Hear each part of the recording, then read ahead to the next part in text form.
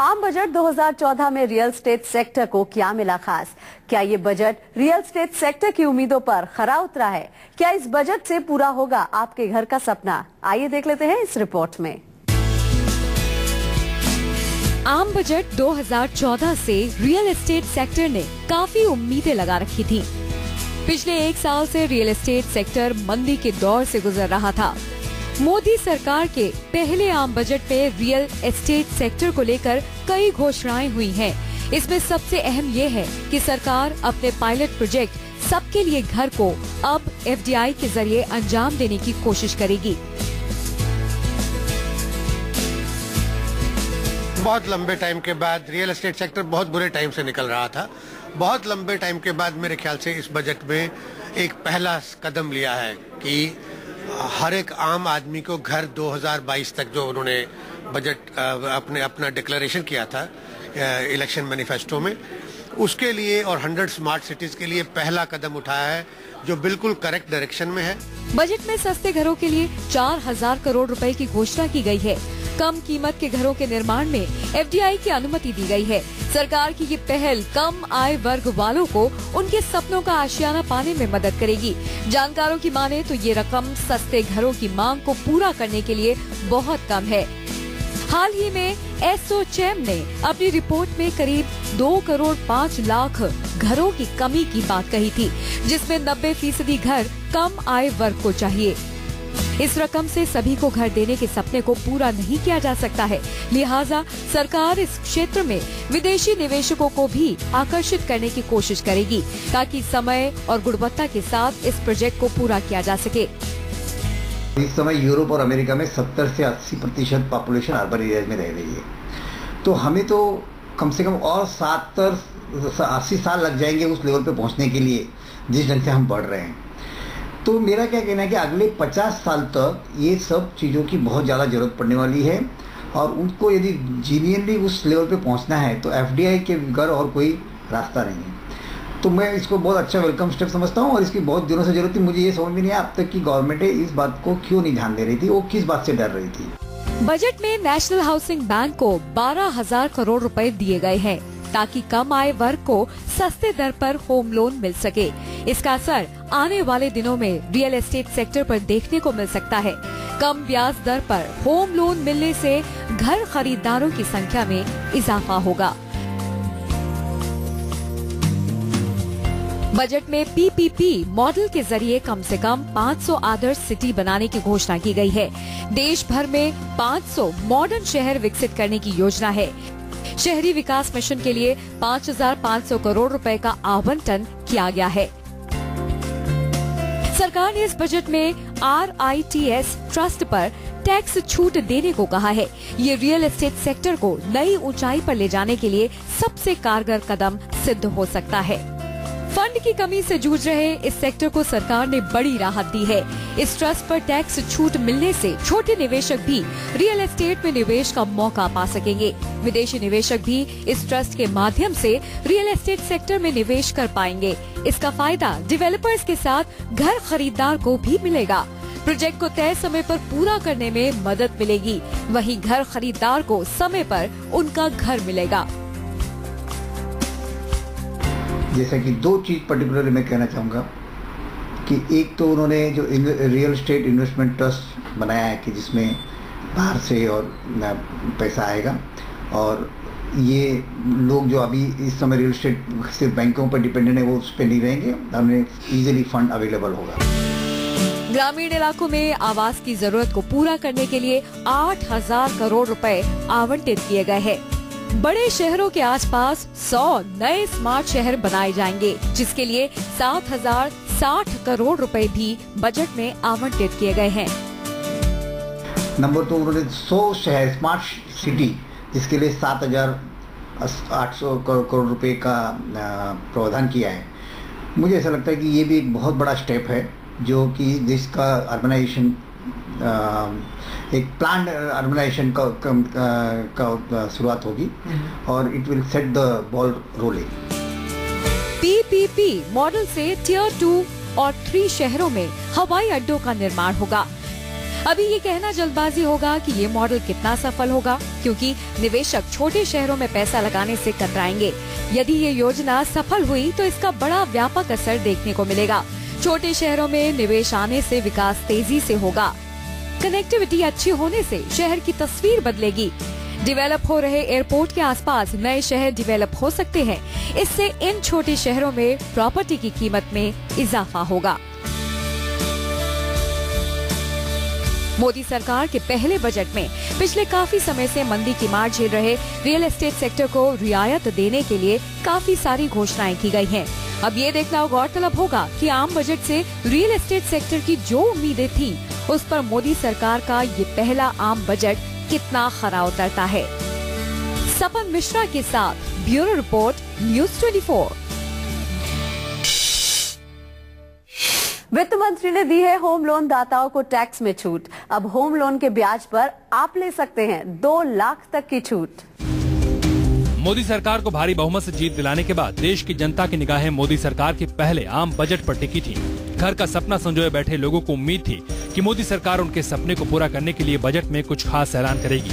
हुआ भी कुछ ऐसा ही। वित्त मंत्री अरुण जेटली ने बजट में होम लोन के ब्याज पर ATC के तहत मिलने वाली टैक्स छूट को 50,000 रूपए बढ़ाकर 2 लाख कर दिया है। इससे पहले होम लोन के ब्याज पर मिलने वाली छूट 1.5 लाख रुपए थी।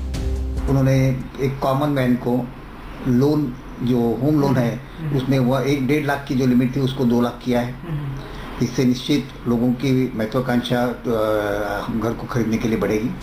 इससे पहले अटल सरकार ने ही अपने कार्यकाल में होम लोन की ब्याज पर टैक्स छूट को 30,000 से बढ़ाकर 1,50,000 किया था। लोगों का कहना है कि पिछले 10 सालों से होम लोन के ब्याज पर टैक्स छूट में कोई बढ़ोतरी नहीं की जा रही थी, जबकि होम लोन पर ब्याज बढ़ता जा रहा था, जिससे लोगों पर EMI का बोझ बढ़ता जा रहा था। मोदी सरकार के इस फैसले के बाद अब जाकर लोगों को थोड़ी राहत मिली है। होम लोन के ब्याज पर टैक्स छूट बढ़ने से लोगों के चेहरे पर खुशी देखी जा रही है। पहली बात तो जो इंटरेस्ट के ऊपर जो छूट उन्होंने बढ़त दिया है, 1.5 लाख से 2 लाख किया है, वो अच्छी बात है। उससे काफ़ी लोगों का फ़ायदा हो सकता है। हमको पता है कि ये लिमिट भी बहुत कम है, लेकिन मुंबई में आजकल घर लेना बहुत कॉस्टली हो गया है। फिर भी जो कुछ उन्होंने स्टेप लिया है वो अच्छा स्टेप है। हम तो चाहते हैं कि इससे और भी थोड़ा ज़्यादा छूट दे देंगे तो काफ़ी फ़ायदा हो जाएगा कॉमन मैन का। पिछले काफी समय से सुस्त पड़े रियल एस्टेट मार्केट को भी मोदी सरकार के बजट से ढेरों उम्मीदें थी। आसमान छूती प्रॉपर्टी की कीमतें और महंगे लोन के चलते पिछले काफी वक्त से लोग प्रॉपर्टी में निवेश करने से बच रहे थे। हालांकि रियल एस्टेट सेक्टर को उम्मीद है कि होम लोन के ब्याज में छूट मिलने के बाद अब रियल एस्टेट सेक्टर में नया जोश देखने को मिलेगा। साथ ही लोग अब रियल एस्टेट मार्केट में ज्यादा निवेश करेंगे, जिससे आने वाले समय में रियल एस्टेट मार्केट में बूम देखने को मिल सकता है। सावन शर्मा, दिल्ली, न्यूज़ 24। और अब देखते हैं प्रॉपर्टी और रियल एस्टेट सेक्टर से जुड़ी कुछ खास खबरें। नेशनल क्राइम रिकॉर्ड्स ब्यूरो ने 2013 में प्रॉपर्टी से जुड़े अपराधों की एक रिपोर्ट पेश की है। इसके मुताबिक 2013 में प्रॉपर्टी से जुड़े सबसे ज्यादा आपराधिक मामले दिल्ली में दर्ज किए गए हैं। दिल्ली में पिछले साल प्रॉपर्टी से जुड़े कुल 181 मामले सामने आए। वहीं दिल्ली के बाद दूसरा नंबर है महाराष्ट्र का। 2013 में महाराष्ट्र में प्रॉपर्टी से जुड़े 176 आपराधिक मामले सामने आए। प्रॉपर्टी से जुड़े मामलों की जांच करने वाली दिल्ली पुलिस की आर्थिक अपराध शाखा के मुताबिक दिल्ली में होने वाले अपराधों में से 30% केस रियल एस्टेट से जुड़े होते हैं।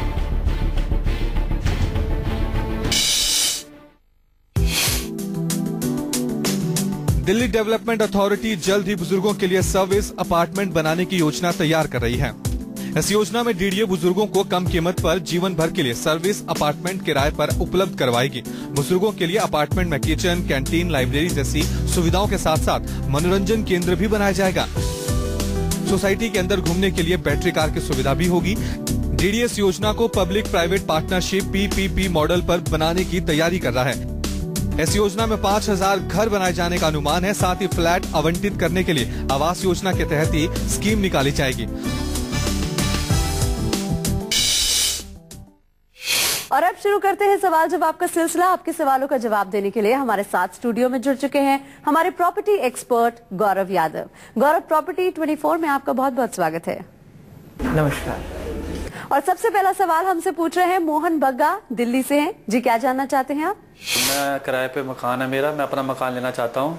मेरा बजट 40-50 तक है और मैं देख के आया था, कुंडली देख के आया था और मुझे आइडिया दीजिए मैं किस साइड मकान लूँ और मैं किराए से बच सकूँ। मोहन जी देखिए, जो आपका बजट है 40 से 50 लाख रुपए का, उसमें हमारी थोड़ी सी रेस्ट्रिक्शंस कम हो जाती हैं, ज़्यादा ऑप्शंस बचती नहीं हैं। लेकिन अगर आपका 40 से 50 लाख का बजट है तो द्वारका के पास जो पालम इलाका है वहाँ पे आपको बिल्डर फ्लोर मिल सकते हैं 3 BHK के करीब।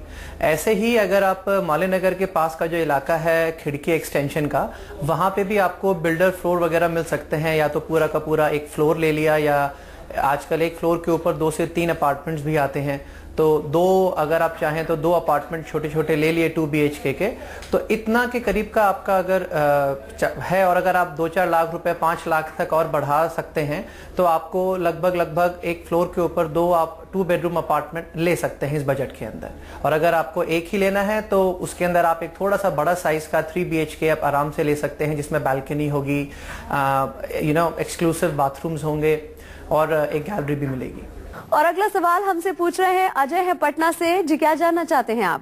पटना में काफ़ी सारी डेवलपमेंट आज की डेट में हो रही है, तो 50 से 60 लाख रुपए के आसपास अगर हमें कुछ इन्वेस्टमेंट करना हो या अपने घर रहने के लिए घर चाहिए हो तो किस जगह पे लिया जाए, किस जगह इन्वेस्टमेंट करा जाए?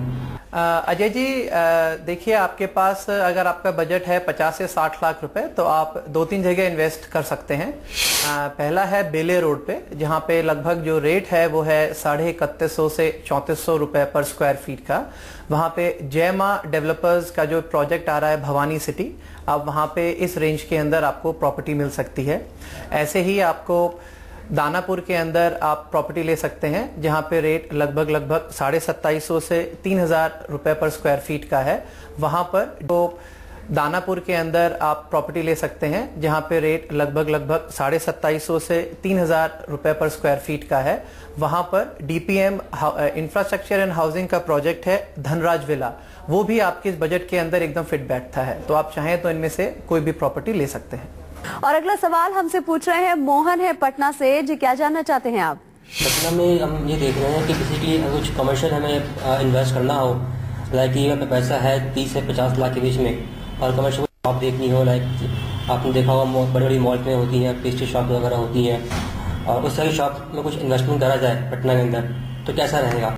मोहन जी, जो आपका बजट है इसके अंदर आप 2-3 जगह कमर्शियल प्रॉपर्टी ले सकते हैं। जैसे सोनपुर के अंदर, जहां पे प्रॉपर्टी लगभग 10-10.5 लाख से कमर्शियल प्रॉपर्टी 10-10.5 लाख से 70 लाख तक के बीच में आप खरीद सकते हैं।